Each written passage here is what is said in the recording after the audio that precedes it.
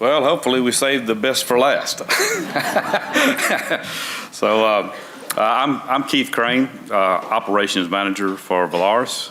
Handle a few different areas in the world, and got John Kopinski here with us. He's the rig safety advisor on one of our training rigs, Rig 75. So first of all, I just want to thank everybody for giving an opportunity for Valaris to kind of go over our what we've improved in our new onboard hiring and orientation using our training rig. We use Rig 75, which is in South Tim 39. We started that back a year ago. I think this is the button. Okay, so I'll go over the agenda. We'll have a brief background. I'll kind of give a little bit of history about how this all came about. Then we'll let John go into some details of the training program and talk about what they do on a day-to-day basis for the day 1 through 14. We'll talk about the results to date and how that looks, and then we'll tell you what's next. What's the next development in the program and where we think it's going to go and how successful it's been. Okay, so starting with the background, industry downturn. I'm so sick of hearing that term, but industry downturn hit us. I'm gonna say 2014 or so, and we were in a terrible position, and not just Valaris, but everyone was really struggling through the whole thing. We kind of got a little bit of fresh air, or we felt like we were getting a little bit of fresh air somewhere around, I guess around 2020 or so, or late 2020, and then or early 2020, I should say, and then you had COVID-19 hit. COVID-19 hit, and it was a massive blow to our company and the whole industry. We lost contracts left and right. When you lose contracts, we had to lay a lot of people off. A lot of really experienced people had to stack a lot of rigs. We lost a lot of talent, and it was a sad day.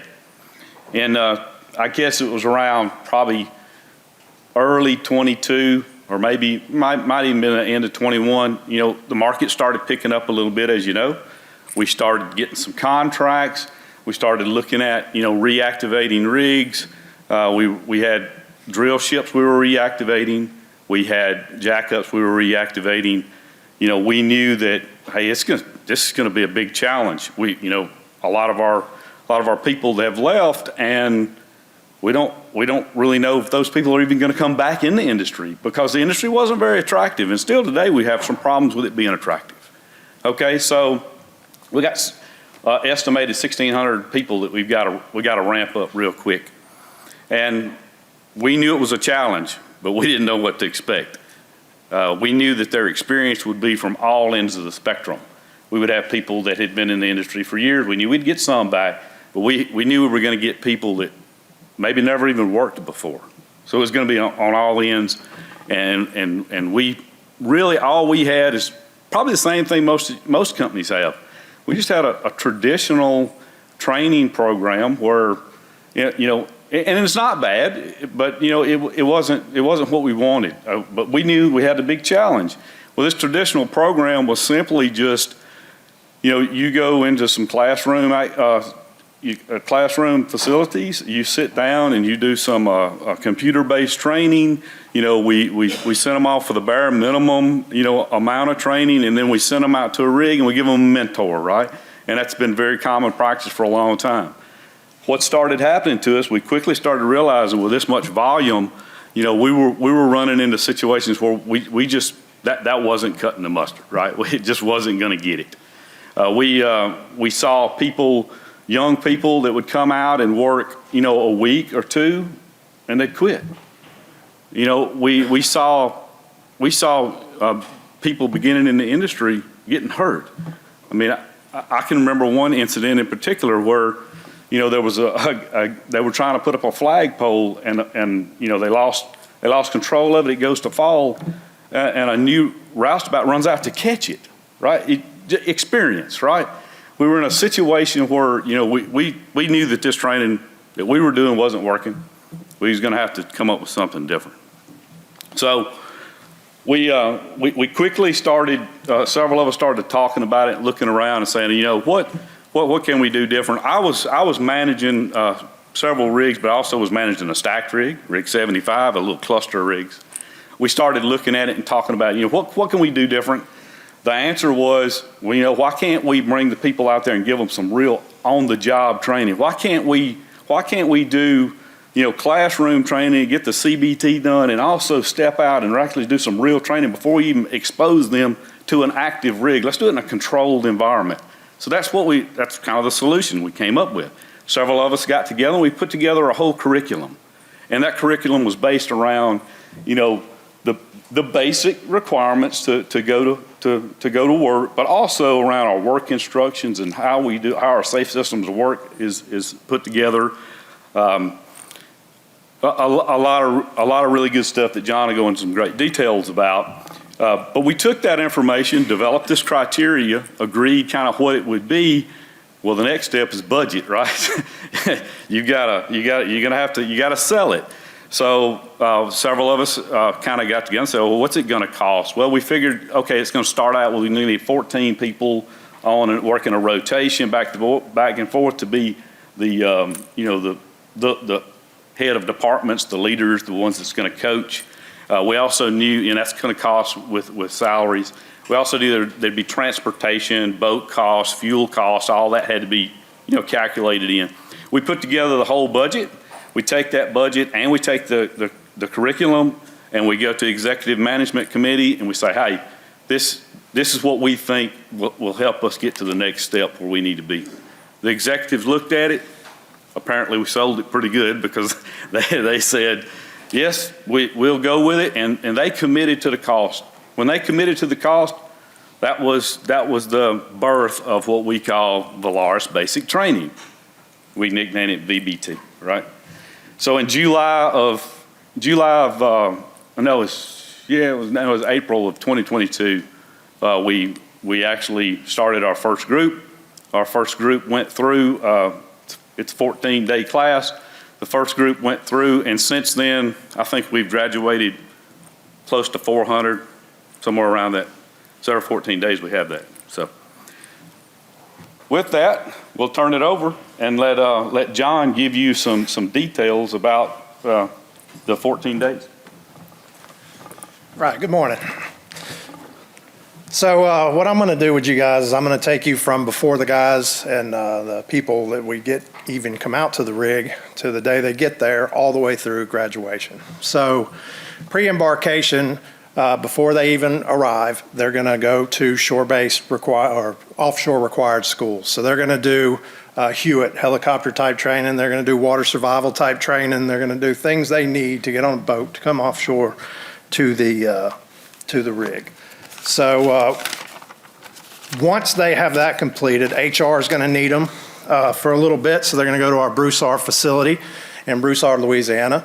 We have a conference room there. We'll get all the guys that are coming to the rig the day before to finish their onboarding process with HR. Once HR is done with them, they'll spend the night in Broussard. They get done in Broussard, get up the next morning, eat breakfast, drive to Fouchon. Fouchon's where our dock facility is. We're in ST39, so we're an hour and a half offshore right there. So they'll meet one of our personnel at the dock. They'll get on a crew boat. They'll come to the rig. Once they get to the rig, we're going to have a personnel basket, pick them up, bring them on board. We're going to start going over orientation with them. We'll show them where the lifeboats are. We're going to show them, do an orientation with them. We're going to show them where the muster stations are at, how the alarms sound, everything they need to know in case of an emergency. Once they're done with that, we'll get them back in the training room. We're going to start going over where the rooms are, get them room assignments. Then we're going to do their PPE. We're going to issue them uniforms. And we're going to give them everything they're going to need to work with over the next 4 or 14 days, depending on how long they're there. So starting the next morning, that's a full day. That's that full first day. Starting the next morning, they're going to get up, they're going to attend a pre-tower, and they're going to start basically 3 days of class, because the first day that'd be the first day. So the second day, they're going to get up. So there's a mixture of people. We have new hires. We're going to have people that have experience. We have rehires. It's going to be different levels of experience in that group.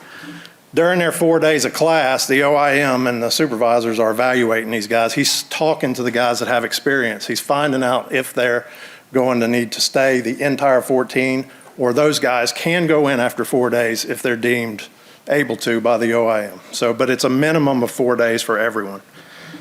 Most of them stay 14 days. So once they start their second day, we're going to go over a lot of training with them. So that's all going to be classroom. We'll do a Valaris overview, an oil and gas industry overview. We'll also do our safe systems of work. We'll go over IOGP life-saving rules. We'll go over stop work authority.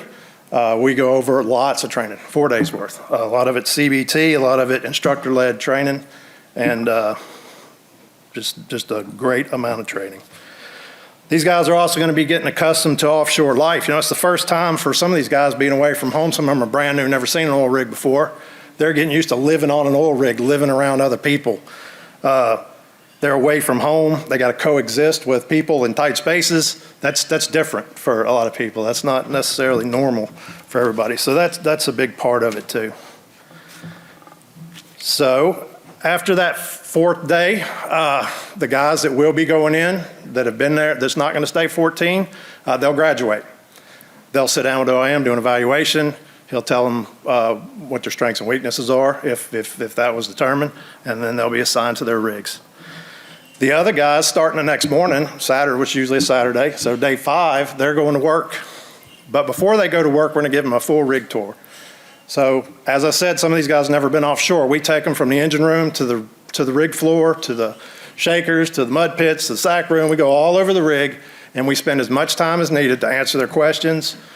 We tell them, give them a brief synopsis of what the people that work in those areas do, and we just spend most of the morning and part of the afternoon sometimes with just a rig tour, tell them what's going on. So once we get done with the rig tour, their OJT is going to start for the next 14 days. During that OJT, some of the things we do mandatory. We do them every time with every class.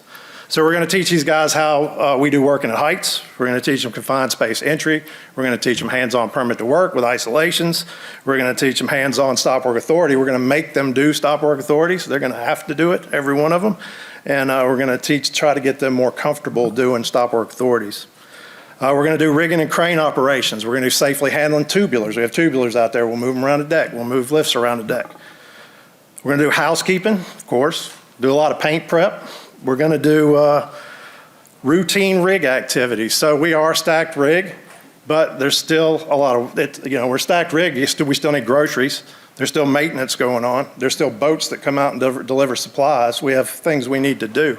Those guys are involved in every one of those jobs. So at the end of that, during that period of time, the OIM is walking around and evaluating all these new employees. And he's also getting feedback from the supervisors and the trainers that are on deck with him. At the very end of that 14 days, they'll do a formal evaluation with the OIM. He'll have the input from the supervisors and myself, the RSA or my relief. This offshore installation manager will confirm their readiness, and they'll be assigned a rig. The OIM also calls the rig that they're going to's OIM and lets them know what they're getting and what the personnel are like. He has a really good relationship with those rigs, so we get a lot of feedback back and forth at that time too that we incorporate back into the program. We'll get immediate feedback right then, so that's a big help. That's a typical hitch. That's pretty much the entire 14 days with some variations to it. So results to date. So since July 2022, it's closer to 400 graduates as of yesterday. 1% did not graduate. So that is due to either they requested to go in early because it wasn't for them and they realized that after being out there for a few days, or they weren't a good fit for Valaris and were determined that they needed to go in. We've had 12 promoted from whatever position they hired. Now we're hiring different positions, so there could be an electrician going through. It could be a roustabout. There's a lot of roustabouts, a lot of floor hands, subsea, There's tool pushers come through there. Everybody's required to come through our class. So out of that, we've had 12 promoted since we've started the program. Personnel is telling me or HR is telling me we had a 50% increase in our employee retention since we've started doing this. Also, our safety has gone up. Safety performance on the rig has gone up from this. As I was saying earlier, we get steady feedback from the OIMs. I had the opportunity of working over. I was offered to work over on the rig. They needed some help. So I went over there to fill in for a week last month. I got to speak with the supervisors on the rig. I got to speak with the OIMs. I got to speak with the captains on the rig, and some of the new hires that had come through my class and my release class were out there. So I sought them out while I was there to see what they thought. I was overwhelmingly positive.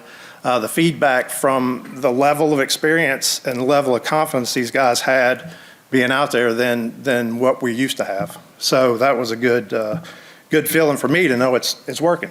So, and I think that's about it. That's what we got. We have a little video here that we kind of want to share with you guys and let you get just an insight of what's going on that rig to see it with your own eyes.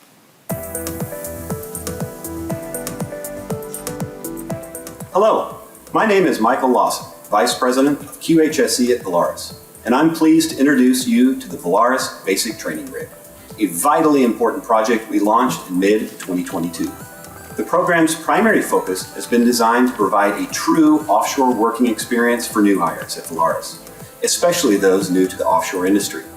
This training provides a solid introduction to our values, culture, and our safe systems of work. The focus is to train employees on many of the basic activities they will be performing once they join an operating rig.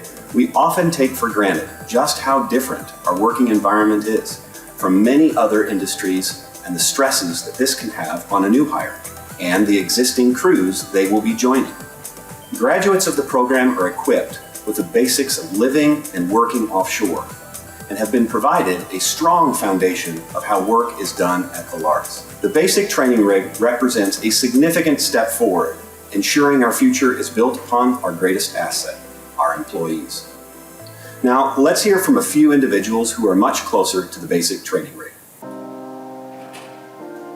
So the Valaris Basic Training Program is about preparing employees to work offshore, getting them the knowledge and skills that they need for basic information to get them started on the right foot to work offshore. Basic safety skills and just knowledge on how to live and work on an oil rig to see whether it's a good fit for them or to just prepare them to be more comfortable when they get to their actual working rig and in that environment.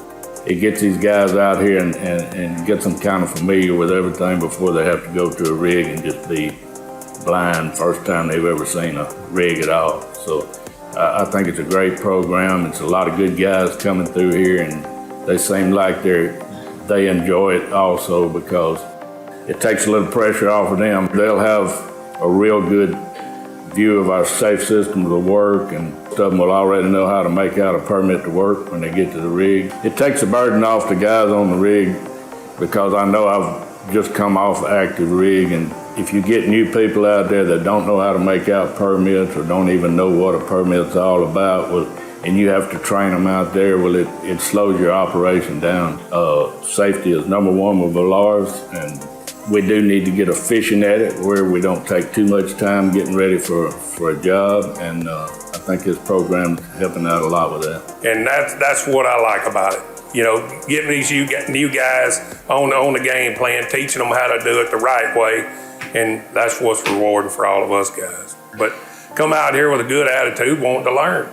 I think it helps. From my experience, I worked on drill ships and semis and jackups for years as an RSA, and I've been on the end where the guys are sent out to us with minimal training or not as thorough a training as this, I should say. So they should know how they're more self-sufficient when they get there, and they can concentrate on what's expected of them to get work done and to work safely and productivity and things like that. instead of basic, how do I live on an oil rig and how do I get from point A to point B safely? You know?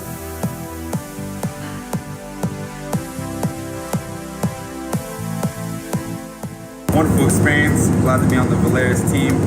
New field for me and everything. This training definitely provides a lot. Well, you ready to get out to the fleet now, get to work? Oh yeah, yeah. Send me out. I'm ready. Tomorrow.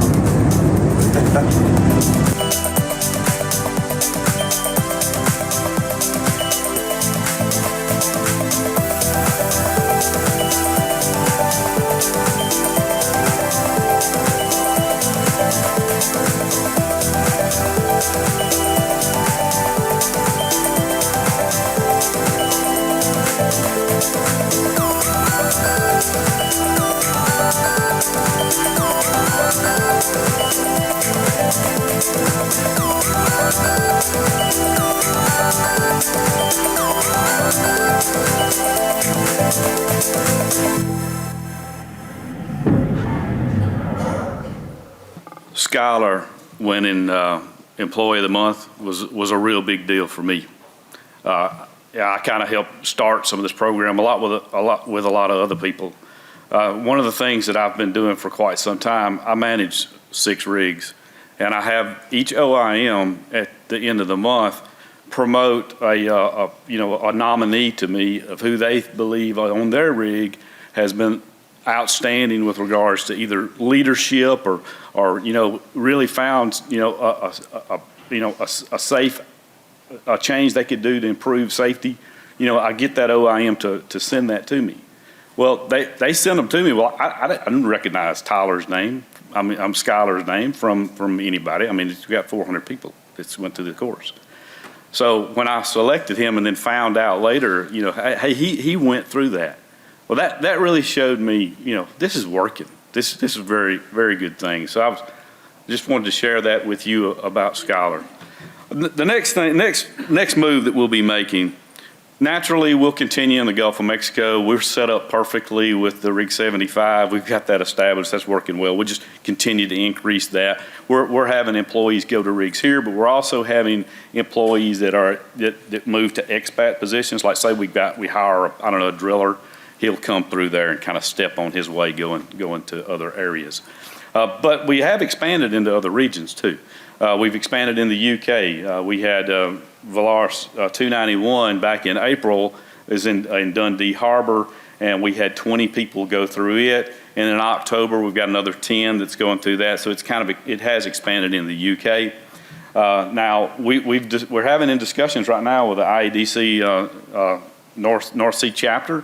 We want to pilot, industry recognized program. We'd like to see this, expand across, different contractors. We'd really like to, be part of that. We could help. So that's why we've reached out to the IADC. Hopefully one day this will be a industry recognized program. That would be our goal. It's been real successful for us. I can't say enough about it. It's real passion in my heart. And I've watched it from the beginning to the end. So with that, we'll kind of stop and see if there's any questions. Hey, Keith, I think this is fantastic. I was curious. I mean, it seems like a major investment for the company to do this. And just, I don't know if you can speak a little bit more about that and how that, I know you talked about getting it started, but yeah. Just for the long term, I mean, is this something you see continuing on no matter what happens in the industry, or is it kind of? Well, I can say this. Okay, this industry is very cyclical. We all know that, right? And there's going to be ups and there's going to be downs. And with that, I have realized, and I think our company's realized, that the traditional way of doing training didn't work, and this is the way to go.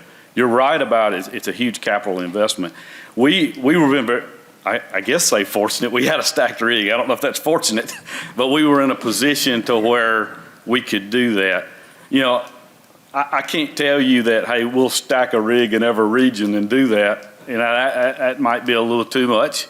But I think that there's opportunities to look at that program and try to expose people some way without putting them on that active rig, because John explained, that's not just it's not just for those guys trying to learn. It's also, it overloads our HODs, right? And they become so stretched. Then when you have that situation where your short service employees are, 30, 40, 50%, that's a problem. It's a real problem. So it's a challenge that we've been fortunate enough to be able to use our stacked rig to do that. In the future, we want something similar, but I don't know financially, I don't know if that makes sense. That'll definitely have to be evaluated. Hi, my name's Amy Perrin. I'm with WT Offshore. So I'm very impressed with this presentation because you recognize that not only is traditional not going to work forever, and you transition to a means of teaching that recognizes that not everybody learns the same way. And I want to applaud you for that success because you see it within your own company and you're seeing it with who you're hiring and in your success rate in your graduation. But the one thing that I wanted to ask is, as you transition from what was old school to new school, is I paid very, very close attention to the gender of your students that are in there. I am the only female in my company that goes offshore. So I tend to look and see how many females are doing this job. This is a very male-centric job. This is, most of us that are going offshore, it's nothing but males. And I saw two females, one in the video, and then maybe one of the graduates where I could actually catch that she was female. How many of your students have actually been female? How many have graduated? And then how are you dealing with that difference? Because if it's male-dominated, there are going to be things you have to take in consideration when you got a female out there. Yes. I don't know the number, okay? I know that there's 2 or 3 on the video, and out of, we've had like 400, so I really couldn't tell you the number. I know this percentage is low, right? I do know that. I can recognize that. We've got a huge initiative within our company right now to gain more diversity and inclusion in all of our operations. I wished I had numbers to give you, but I wasn't prepared for that. But I do know that we've made some changes in our facilities on our rigs. Some rigs are pretty good some rigs are designed pretty well to handle that, where we have, single bedrooms, we have single bathrooms. Some of our older assets where we have some challenges there, where we have multiple people staying in a room and community bathrooms. We have actually upgraded some of our rigs in the last few years to try to accommodate that. Some regions are actually better than others. I find that, when we're working in the UK and when we're working in Trinidad, we seem to be able to accommodate that a little bit easier and better because of some of the operators we work with and some of the opportunities. But I can't speak a lot on that. I mean, we have our company as a whole has lots of initiatives that I'm not all privy to, but I do know that we're pushing towards as much inclusion as we can, right? Hey, John, it's Sonia Gidger with Chevron. So your offshore life portion of it, I applaud you guys. We work with you as business partners. It's great. Have y'all thought about that helicopter ride? Because that's where our challenge is. Because we've hired people, and that helicopter ride, they get there, they don't even want to get off. So have y'all looked into that? Because a boat ride's a lot easier than that 2-3 hour helicopter ride. Right, so all the crew changes are done by boat right now. They are required to do Hewitt and do the training for helicopters before they come to the rig, because you never know what's going to happen. They may have to leave by helicopter or something, hurricane evacuation, just whatever reason we have to get off there by helicopter. But right now, all we're doing is the crew change by boat and a small amount of training and orientation about the helicopters and helicopter safety. And I had the opportunity, I was on the DS-18, that's the rig I worked over on with Chevron, so that was a really good opportunity there. So, thank you.